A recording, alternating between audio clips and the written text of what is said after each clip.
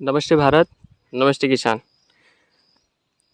Actual जय जवान जय किसान ये नारा काफ़ी लोग बोल रहे हैं और ये नारा सही में अपने आप में जुड़ाव लेता है, मिलाप लेता है, क्योंकि हमारे भारत के जवान भी दिन रात मेहनत करके हमारे बॉर्डर के ऊपर हमारे भारत माता की रक्षा कर रहे हैं, तो उनके लिए भी सलाम।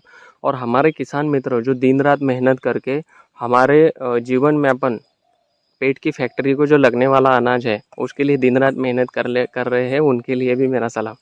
आज कुछ चीज़ें मैं आपको दिखाने का प्रयास कर रहा हूँ जो अब मेरे खुद के घर के प्लॉट में की हुई है, और रेसिड्यू फ्री फार्मिंग में हम लोग कैसे जाए, मतलब कि किसान का खर्चा कैसे कम हो और उत्पादन में हम लोग कैसे बढ़ोतरी करें। इस सिस्टम में कहीं ना कहीं हम लोगों को समझना पड़ेगा कि कार्यप्रणाली हमें कौन सी करनी है और कौन सी दिशा में करनी है। अगर हमें सही में पता है तो फिर हम लोग कहीं ना कहीं खेत में किसानी करते समय 2 पैसे की बचत कर कर अच्छे से अच्छा उत्पादन ले सकते हैं। क्योंकि मुझे पता है कि किसान एकमात्र ऐसा कमाऊ पुत्र है जो अपनी फील्ड में कार्य करने के लिए हर दिन हर समय खुद भी काम करता है, लेबर भी लगाता है, और शुरुआत से अंत तक मतलब लगाने से लेकर कटिंग तक पूरा जेब से पैसा डालता है। तब भी उसको ये शाश्वती नहीं है कि यहाँ से मुझे 2 पैसे की आमदनी होगी, क्योंकि वातावरण, एटमॉस्फेयर, ये सारी चीज़ें जुड़ी हुई है। जैसे केले के क्रॉप को मैं बताऊं तो केला 1 साल की फसल है, कंदवर की फसल है, तो ये आज की डेट से पैसे लगाना शुरू है, शुरुआती डेट से, तो लास्ट तक कटिंग में आएगा 9 से 10 महीने बाद। तब रेट मिलता है नहीं मिलता है, हवा, आंधी, तूफान, पानी, सारी चीज़ों को हमें देखकर आगे निकलना है। तो वो तो ठीक है, वो तो ठीक है, क्योंकि रिस्क नहीं लोगे तो फिर आगे चलोगे कैसे, ये भी सारी बातें हैं। अभी अपने टॉपिक के ऊपर चलते हैं कि रेसिड्यू फ्री खाद गोबर के साथ में हम लोग कैसे करें।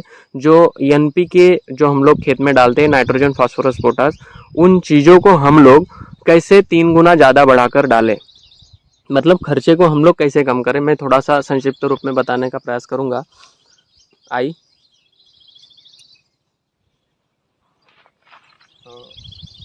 नमस्ते किसान मित्रों, मैं गणेश किसान फिर से आप लोगों के बीच में। और यही वीडियो आज के 10 दिन पहले मैंने डाला था कि रेसिड्यू फ्री खाद हम लोग भट्टी खाद कैसे बनाएं। तो 10 दिन पहले इस खाद को हमने 1 लीटर जो गोबर की खाद थी पकी हुई, तो पकी हुई गोबर की खाद में हम लोगों ने एक बेसल डोज बनाया था। तो इसमें पूरे थोड़े से ये इसमें पूरा डीएपी, सिंगल सुपर फास्फेट, ये सारी चीज़ें डाली हुई थी, पोटास। तो आज की डेट में अगर मैं बताऊं तो यहाँ पे ये चीज़ें है ही नहीं, खाली गोबर खाद है। क्यों? ये गोबर खाद है और ये पूरा रेडी फूड हो गया है, पौधे का भोजन हो गया है। अभी मुझे बताऊं कि मैंने इस इतने बड़े ढेरे में, जो 1 ट्रॉली का ढेरा है, इसमें मात्र 10 बोरिया एनपीके मिला है। और पूरे खेत में जैसे ये 3000 3,500 पौधे ऊपर वाला टापू है, इसमें ये चीज़ें चली जाएगी। तो 1 ट्रॉली गोबर खाद में अगर हमने 10 पॉकेट अगर एनपीके डाला हुआ है तो वो रेसिड्यू फ्री फार्मिंग में हो जाता है और पौधे का रेडी फीड होगा। तो पौधे को ये जैसे आज की डेट में ये बेसल डोज डाल रहे हैं ना, इसका रिजल्ट आपको आने वाले 10 दिन में दिख जाएगा। अभी कई सारी चीज़ें हैं आज के डेट में, इसी खेत में 3 से 4 अलग अलग ट्रीट हो रही है। जैसे रेसिड्यू फ्री फार्मिंग का खाद बनाकर रखा हुआ है, आज ये डालना शुरू है, इसके पीछे बखर भी चलेगा, मतलब ये अंदर दब जाएगा मट्टी से। वो भी एक वीडियो लॉन्च करूंगा। थोड़ा सा ऊपर से धूप वगैरह आने दीजिए, थोड़ा सा वापसा कंडीशन बने तो फिर इसमें बैल जोड़ी आएगी और बखर चलेगा, तो पौधे को थोड़ा से मट्टी लगेगी, मतलब पौधे के पास भी एयर पर्कुलेशन गैप बनेगी। बराबर, ये करना पड़ेगा क्योंकि खेती करनी है तो बैल तो चाहिए अपने पास में और बखर भी चाहिए। अगर आधुनिक खेती में आप जा रहे हो, 100 एकड़ 50 एकड़ है, तो ट्रैक्टर भी आपके लिए अच्छा काम करेगा, लेकिन ट्रैक्टर के लेने के पैसे आपके जेब में होने चाहिए। अगर नहीं है तो नॉर्मल तरीके से भी हम लोग खेती में जा सकते हैं। तो रेसिड्यू फ्री खाद हम लोग भट्टी खाद बनाते कैसे हैं, कई सारे किसान मित्रों के सवाल है और उसका मैं नॉर्मल तरीके से जवाब देना चाहता हूँ। जैसे मैंने आप लोगों को बोला कि 1000 केले के पौधे के लिए 30 किलो DAP लेना है, 20 किलो पोटास लेना है, बराबर। ये चीज़ें हो गई। इसमें नाइट्रोजन फॉस्फोरस पोटास आ गया, क्योंकि DAP मतलब क्या 18-46, तो 18% नाइट्रोजन आ गया और 46% फॉस्फोरस आ गया।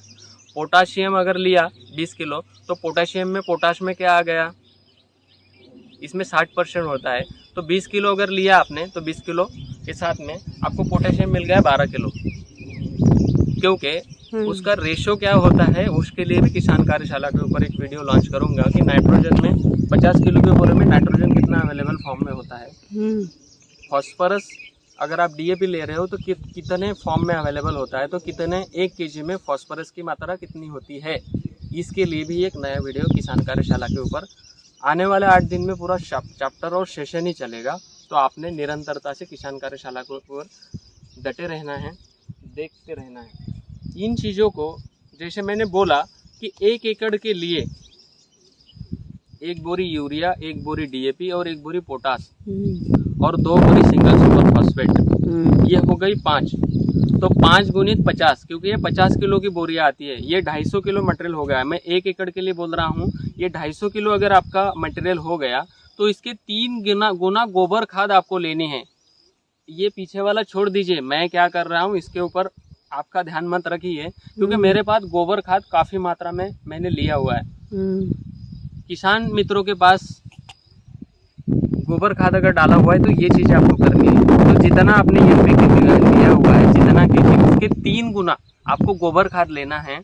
पहले गोबर खाद को एक जगह पे पल्ली के ऊपर बिछाना है, उसके ऊपर जो NPK आपने लाया हुआ है उसको उसके ऊपर डालना है, और 1 एकड़ के लिए 50 लीटर जीवामृत आपको बनाकर रखना है, ताकि इसमें मॉइस्चर बना रहे, ये बॉन्डिंग को तोड़ दे।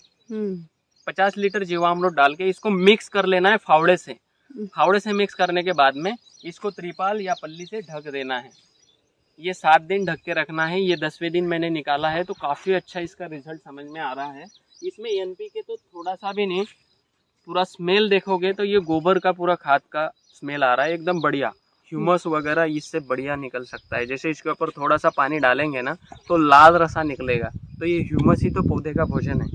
ये जैसे 3 गुना गोबर खाद आपने लिया, भट्टी लगा कर रखी, 7वें दिन इसको निकालना है, ऐसे फोड़ देना है फावड़े से। वो फावड़ा लाओ, इसका एयर निकाल लेना है मित्रों। जैसे ये मैंने पहले निकाल लिया सबसे, तो इससे एयर निकल के बाहर चला जाएगा। फिर खेत में आपको इसको डाल देना है। नॉर्मल रेसिपी है, जैसे खेत में मैं दिखाऊँ आपको, तो पौधे के पास ये डाला हुआ है, ये वाला है ना, ये ऐसे ऐसे पौधे के पास में डाल देना